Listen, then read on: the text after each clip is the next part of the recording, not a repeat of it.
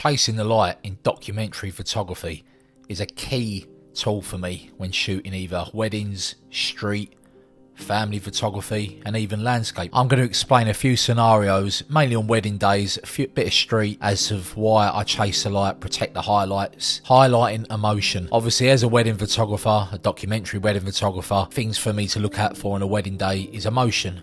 So emotion can usually be people laughing, smiling, hugging, dancing, but one of the main things that keep me going on a wedding day, people crying. This can be either, the bride seeing her dad for the first time, dad seeing bride for the first time, but there's so many other parts of the day when this can happen. Speeches is usually a bit that's when I look beyond the frame of the main subject, so example, the bride and groom, and you can always look for people at the front. People at the front are typically going to be immediate family, mum, dad, nan, granddad, brothers, sisters, really close family. They're the people that are looking on, and they're going to give you big emotion, crying emotion a lot of the time. Use this to your advantage. By protecting the highlights, we can lead you, whoever's looking at the photos after the story, straight to that person that's showing the emotion. If we completely raise the shadows, whether it was in camera or in post, it's going to ruin that moment. Everything's going to be, the viewer's going to be looking at that frame and it's going to be a lot to look at. But if we can isolate the main subject that's hitting that strong bit of highlights that have hit their face in a perfect spot, expose for the highlights all day long, and you'll get a much better storytelling photo. Shooting into the light. So this is something that took me a few years to learn. I think as a beginner, you were afraid of harsh light. You didn't want to ever shoot in harsh light. I wanted shadows. I wanted clads. I didn't want to shooting in harsh light. If you've got if you're not in a room with pockets of light coming in, then shoot into the light. You can tell such a good story. You get some sort of silhouette shots, typical silhouette shots or half silhouette shots, and it's such a good way of telling anyone's story. It can highlight the bride's dress more. A bit of light can pick up any bit of detail in that frame that tells the story. Wedding details. So this is the one that you can really strongly use protecting the highlights in documentary photography.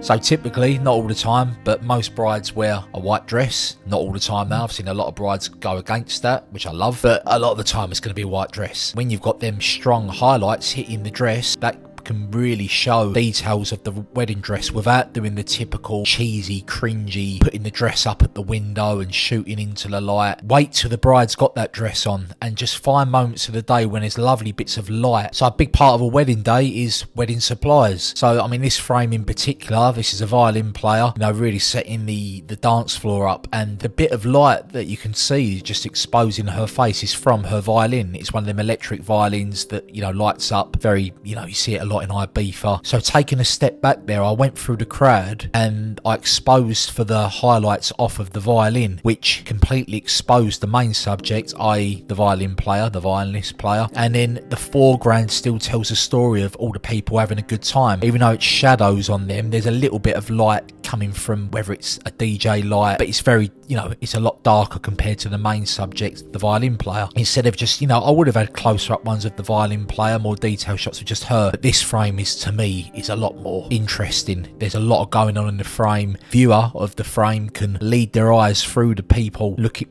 got their hands up, their faces are smiling. There's enough light on them to expose what they're doing. Your eyes automatically then lead to the violin player. So another favourite part of my wedding days in particular is using highlights as side lighting. So typically, if you go in a bridal prep room, instead of shooting with the light behind you or shooting into the light like I've spoken about already, we can use side lighting. Side lighting is a beautiful way to show bits of highlight on someone's face, someone's hand, the makeup artist, what they're doing to show their story, but then the shadows beautifully fall off into the side, into the background. So by using this technique, our eyes again can lead all over the place, and our eyes typically will lead to where the highlights are. But if you can place your subject in the rule of the thirds composition, your eyes will naturally lead to the first point of the rule of thirds, and then hopefully lead off into the background if there's something else in the background with a point of interest. We can also use it just for a standard nice shot of someone smiling, like this photo here. There's nothing special in terms of composition. I just noticed this lovely bit of harsh light breaking through. I think it was like a marquee in someone's garden, and she was perfectly in that bit bit of light. There's no flash used here. That's not exposed from a DJ light. That is literally just a bit of sun, that last bit of low sun where there's 80% of shadow, 20% of light, and she was luckily in the point of light when I wanted to take that photo, and she's smiling. Another bit of luck. She might have not been smiling, but yeah, like I said, this ain't a perfect photo in terms of composition. It's a lovely photo of someone just looking like they're having a good time. Don't be worried about harsh light. If you're in a harsh light situation, use side lighting, shoot into the light, use the light from behind you. But yeah, always look for them little puddles of light through the day. But in particular, you know, if you don't do weddings, street photography is perfect for this. Looking around on streets, if I'm in London, high horizon buildings, when the sun in the summer gets to about 6 o'clock, the sun starts going behind them buildings, and then you'll get little bits of light breaking through the buildings. It's storytelling at its finest. You know, we don't need to worry about flash all the time and lighting up the whole frame. Shoot the scene the way it was, and then the viewer who was at that wedding, a big case of the time at weddings for what I do, they can remember that scene the way it was. You haven't tried to over edit it by raising the shadows. You're taking the photo what the human eye will see. So yeah, give it a go. You know, protecting the highlights within documentary photography, a huge benefit for storytelling.